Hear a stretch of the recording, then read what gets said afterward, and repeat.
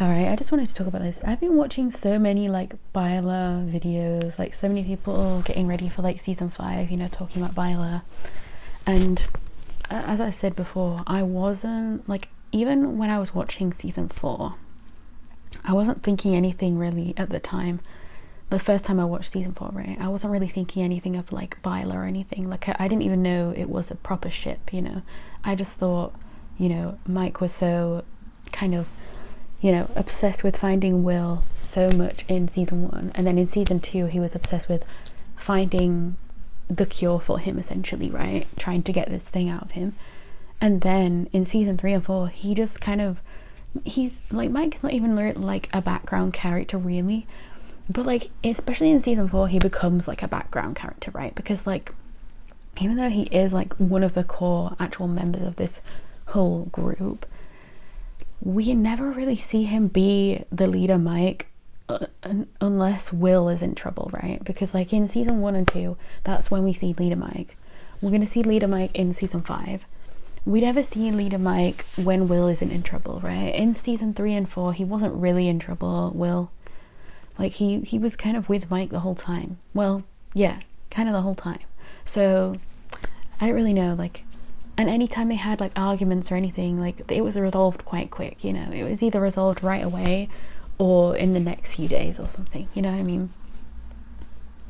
Like with season three's fight, they like, Will rode his bike back home, and then, well, he went to the fort, obviously, Castle Byers, and then destroyed it, whereas Mike rode all the way with Lucas, mind you. Like they both went there, so you can tell how much Lucas also cares about Will as a friend, right? Like, and obviously in the rain fight, like Lucas didn't go up with Mike to like apologize to Will. It was literally only Mike that went up. So you can tell how much like the friendship is there for like Lucas and Will, but you can also tell how Mike cares so much more, if that makes any sense. Like obviously they all care, but then I always find it really interesting anyway, so I'll try and think about what I was talking about, but I was thinking about Dustin, I think. But yeah, Dustin, so in season 1 pretty much the group is kind of together, right? Like Mike, Dustin and Lucas, they're kind of together, but also then Lucas kind of goes off by himself. But Dustin and Mike are like together, right? They're trying to solve things. And that's when, obviously, at one point in that time is when Dustin and the bullies thing happens, where Elle comes back and saves Mike and stuff like that from the cliff, because he actually does jump for Dustin, right? Anyway, there's that whole thing. And then in season 2, pretty much everybody is gone and leaves Dustin, so that Dustin has to be paired up with Steve, right? Which is great, because I actually love that like duo. That was the start of that duo, and that was amazing. That's when everybody started liking Steve, because he was like so good with Dustin.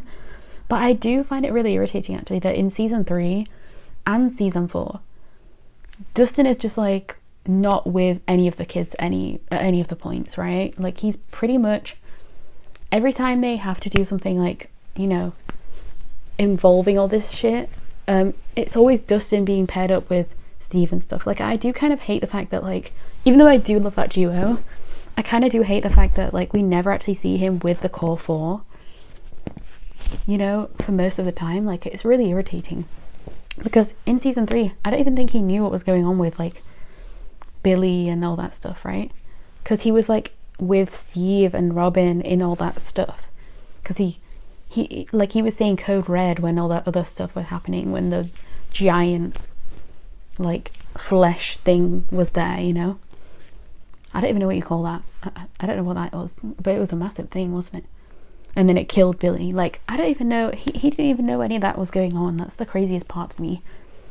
And then he kind of found out, I guess, because of everything that would have happened. They would have had to have told him. But like I still don't like the fact that in season 4 it's the same thing. Like he was, well, not stuck with, because obviously he liked being there, but like he was with the groups again, like, because obviously Mike and Will and Jonathan and Argyle were all in the other place, and then you know, I don't know, I just find it really irritating that kind of Dustin is like never with the core guys anymore. Like even with Lucas, like Lucas is always with the group at points, right? Like in season 3 he had the like idea to do the fireworks stuff and throwing this stuff, and I don't know, like, and then in season 4 he was, you know, with his sister Erica and the what's it called, the who is it, Max. Oh my god, I was thinking so hard just then, Jesus. Max, anyway. And then obviously that whole thing happened with Max. Like Lucas was amazing in that episode as well, and the way that the bully guy, he got like ripped in half by the upside down like coming through, crazy, like the gate opening and he was just like cut in half. I wonder if they'll go into that in season 5. Like I wonder if they'll think that, like, because obviously everybody thinks Eddie did something or whatever, or Eddie sucks or whatever, right? But like I do wonder what they're gonna do about that, because obviously like Eddie can't be found because he's in the upside down, but then the other guy, like he was literally ripped in half, but I assume he fell down. I can't actually remember, but did he fall down into like the gate? So he would be in the upside down anyway, right? Because I don't really know why. Well, I mean, I think he was knocked out when he got ripped in half, right? So I don't really know if he... obviously he died for sure, but like I don't really know. I mean, maybe that death is the best death you could have, because like he was knocked out when he died, right? So he would have had no idea. So it's probably the best death in this whole show, probably, if you think about it, because it's the least painful. Like he was fighting Lucas, got knocked out, and then just got ripped in half. He was just dead after that. So I don't know. I wonder if his last moments were thinking like, Lucas is going to kill me, and then he's just dead. I don't know. But yeah, I don't know. I kind of, and obviously we know that in season 5, like Dustin is paired up with Steve again, but this time it's with Jancy as well.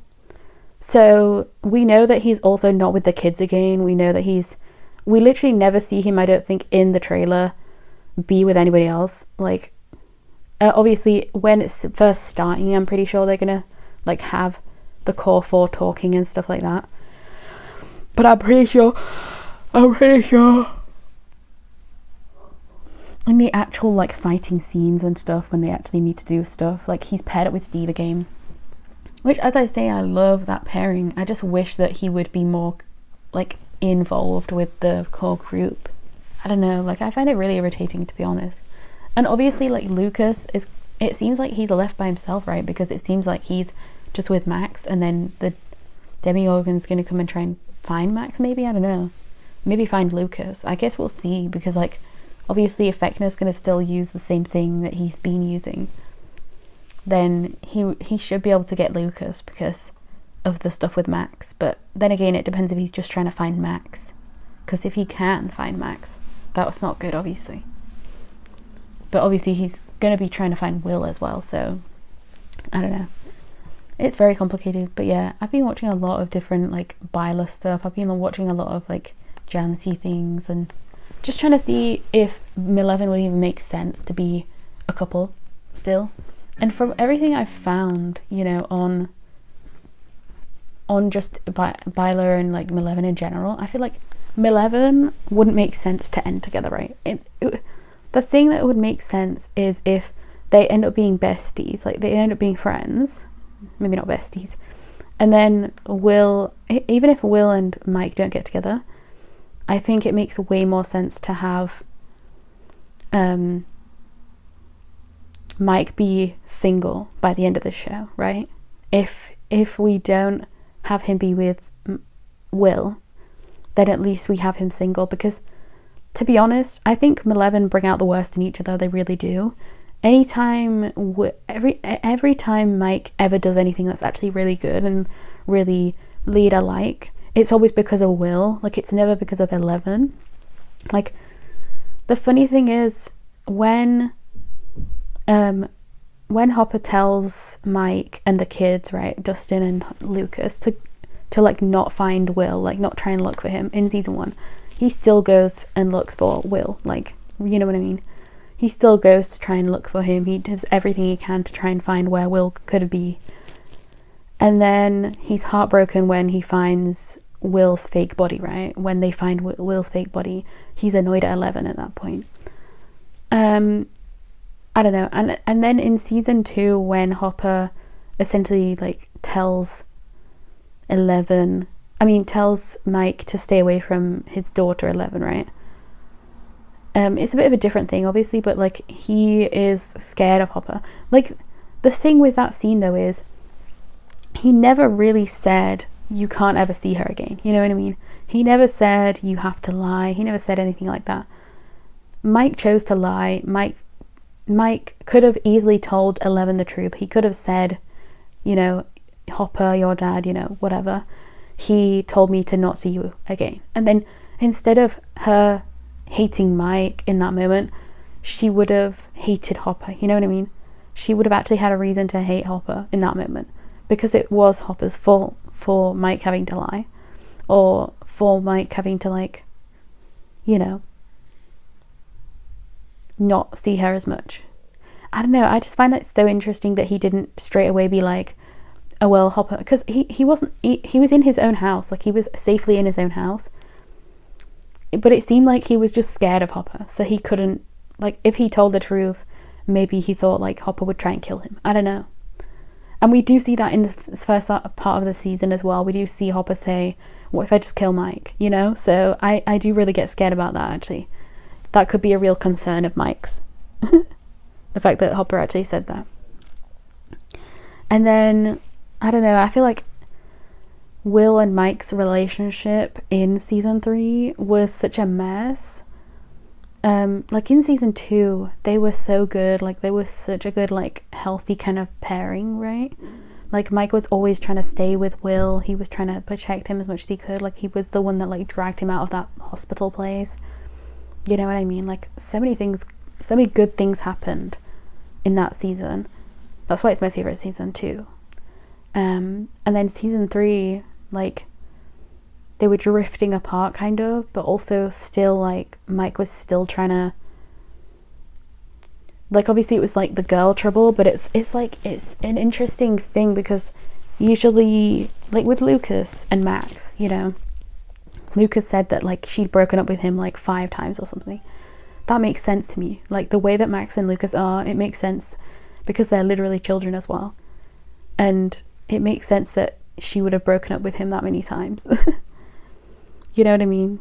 And I kind of forgot that in season 4, I'm pretty sure Max and Lucas break up, but I didn't even, like, I literally forgot all about that, because, like, I don't know, it just, because of the way they are together, like, even though obviously it would have hurt, they had to break up, I'm pretty sure it was probably Max that broke up with Lucas because of everything she was going through with, like, Billy and everything.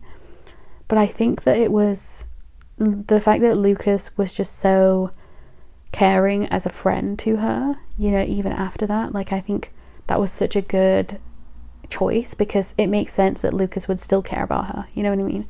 Like, he's not going to just be so off the path, you know? And the ending scene of that season, you know, with, like, him still wanting her to come back and, like, everything, you know, obviously that's going to be the case. And the fact that they never got to go on their, was it the first date, or I don't think so, what was it they wanted to do? I don't remember, but either way, they want to do something, right? And hopefully in season 5 they'll get to do that thing. I forgot what it was, I can't lie, but yeah, I don't know, I find it so interesting that they, like, Lumax is definitely the most non-toxic ship in this show, for real. Like Hopper, Chopper are really good too, but I feel like they would have worked together as, like, friends as well. I don't think they needed to be a couple, but they are still cute, you know? Whereas Eleven is very toxic. Like, the fact that the speech as well that Mike gives to 11, like, while she's being, like, you know, essentially strangled by Vecna, like, it's so interesting. Like, that whole speech is basically a lie, like, if you really think about it. if you think about everything Mike says in that scene, like, I wish I could fully go through, like, everything that he says. Maybe I can find a video, actually. Maybe Mike's speech, would that be where it could be? I don't know. Let me have a look. Because I think that pretty much everything in that speech was a lie, right? Mike speech.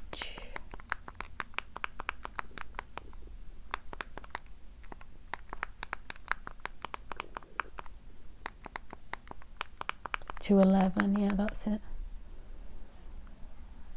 Okay, so I'm gonna just try and see if there's any subs. Okay, it doesn't look like there's any subs, so that sucks. Because I didn't want to play the actual video.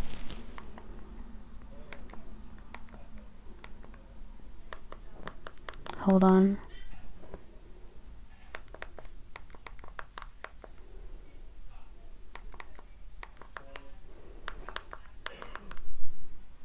Okay, I found it. Elle, I don't know if you can hear this, but if you can, I want you to know that I'm here, okay? I'm right here, and I love you. Now, that could be true. Elle, do you hear me? I love you. I'm sorry I don't say it more, and it's not because I'm scared of you. I'm not, I never felt that way, never. Which is a complete lie, because I'm pretty sure in season 1 he was scared of her. And actually in this season he was scared of her. Let me think about it. How many times? He definitely was scared of her. At least twice. In season 1 I'm pretty sure he was scared of her, and then in season 4 he was. I mean, I don't know if it was really scared. Like, I don't know if he was really scared, but it was like when she hits Angela. Right? I don't know. Let's just keep watching. I love you on your good days. I love you on your bad days. I mean, is that really true? Because he only sees her as a superhero. Like, he doesn't see her as anything else. So I don't know if that's true. I love you with your powers. Yeah, you do. I love you without your powers. I don't think that's true. I can't lie. Like, I really don't think that's true. I don't.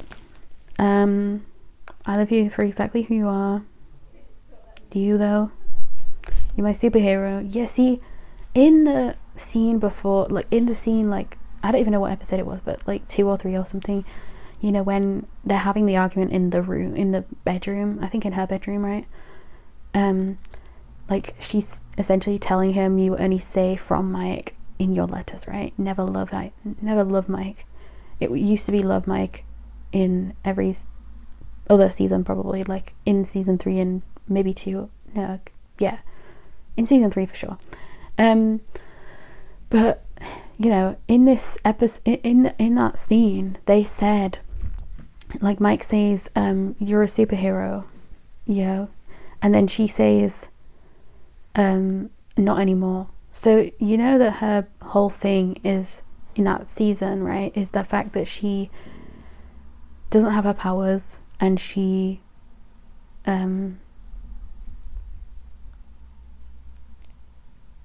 I don't know, I find it really interesting, because like Mike is somebody that seems to need to be needed, right?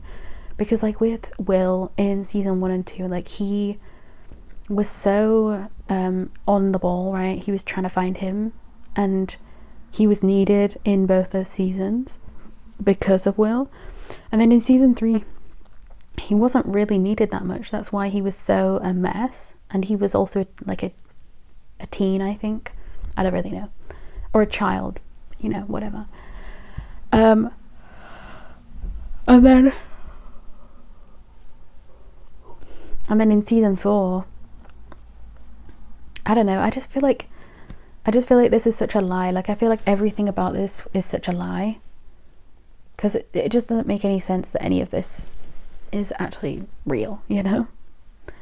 You're my superhero. Like, she does not want to be called a superhero. I assume this is exactly why she knows exactly that he's lying, because of the fact that, like, when she comes out of this whole thing, she doesn't actually talk to him at all, you know? Yeah, and her reaction after he says that she's a superhero, it's like, oh my god, guy, you know what I mean? It's like, you know that I don't like that. You know that I don't want to be that. And I can't lose you. Yeah. I feel like, oh, do you hear me? What? Oh wait, I think he said L, do you hear me? And I just read it wrong.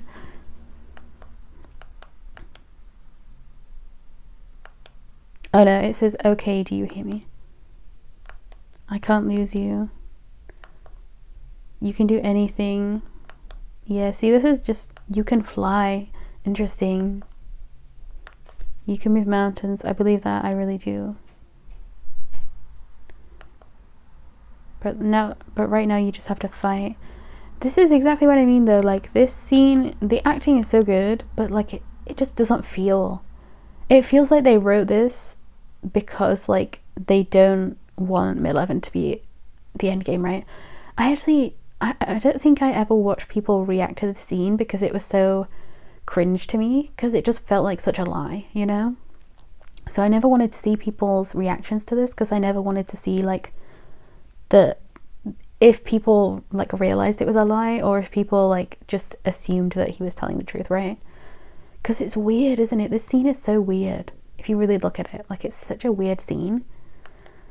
Do you hear me? You need to fight. Because obviously he doesn't want her to fight. Like, he doesn't want her to die. That's for sure. That's true. But I don't think he means anything that he's really talking about when he talks about the past.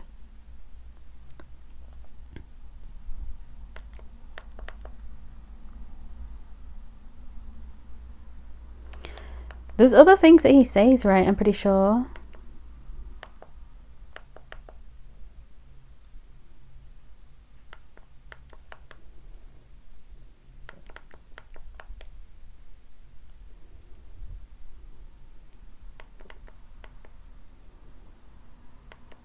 Yeah, interesting. He says professing my love to 11 as well. Not like confessing or...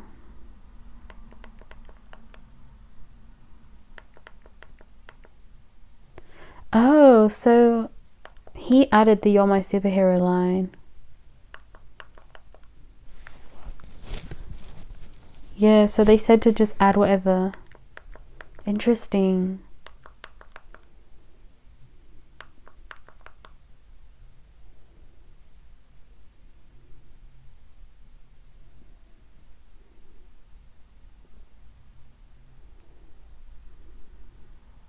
Oh yeah, true. Charlie and Eduardo were just looking, were just like there. Like, Will was behind. Like, Noah was behind.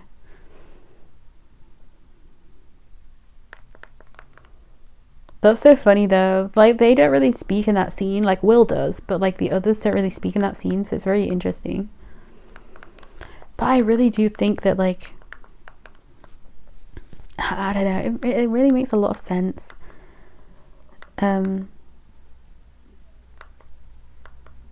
I don't know, it really makes a lot of sense that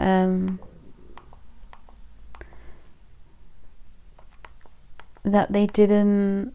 I mean, I'm pretty sure there were more stuff than just that, right? I don't know.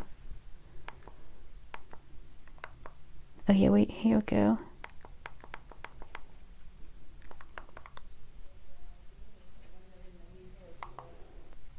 Yeah, I feel like she knows that he's lying in that scene because of the reaction she's having. Like, it's not exactly happiness, right? I don't know. Anyway, that's just my whole thing. Like, I just don't think Mid-11 makes sense to be the end game, you know? I feel like, if anything, they need to make it so that Mike just isn't in a couple. Like, if they don't want to make him be with Will, which makes the most sense, then I think that he just needs to be with no one, you know, because it doesn't make any sense that he would be with 11 when it just doesn't make any sense, you know what I mean? Like, I don't know, it just doesn't make any sense to me. And then apparently there's like a Max and Lucas clip. I'm not gonna watch it because I think it was like released on like on one of the shows, you know, that maybe Caleb was on. So I don't want to watch it because I don't want to spoil it. I don't really know where it's going to be in the season, so I don't really want to just watch it, you know what I mean? The only thing I will watch is obviously the first 5 minutes of the season, which makes no sense because it's at the start. I don't know when the Lucas and Max clip is going to be in the show, you know what I mean? So I don't want to watch it. Obviously, from the thumbnail of it, it's literally when they're it's literally when like Max is still in the bed and you know he's talking to Max, you know, holding her hand and stuff. So it's going to be a sad scene to watch for sure. But I don't want to watch it right now. You know what I mean? So anyway, I don't know. I think it makes the most sense for Violet to be Endgame, but then obviously I don't think they would make it in the last season where they would be together. You know what I mean? I don't think it would make a lot of sense to make it so that they would be a couple for the last, because like Mike and Eleven have been a couple since what, like season 3 technically. They weren't really a couple in season 1, even though Mike does kiss Eleven in that season, I'm pretty sure, the first tiny kiss. And then in season 2 they didn't really see each other at all until the end, but I don't think they kiss in that episode, right? I don't think they actually kiss. I think they just hug or something, I don't remember. But it's season 3 when they actually are a couple, and season 3 and season 4 are the like times when Mike is just at his worst, you know. So I think it makes a lot more sense to like just break them up. Like they just need to break up. Like it makes the most sense for them to be platonic. If you really do watch this show again and again and again though, you will see that. Even if you don't like Viola, you will see that Eleven is just toxic for each other. They just don't. They're not good. Anyway, I'm gonna go. Goodbye.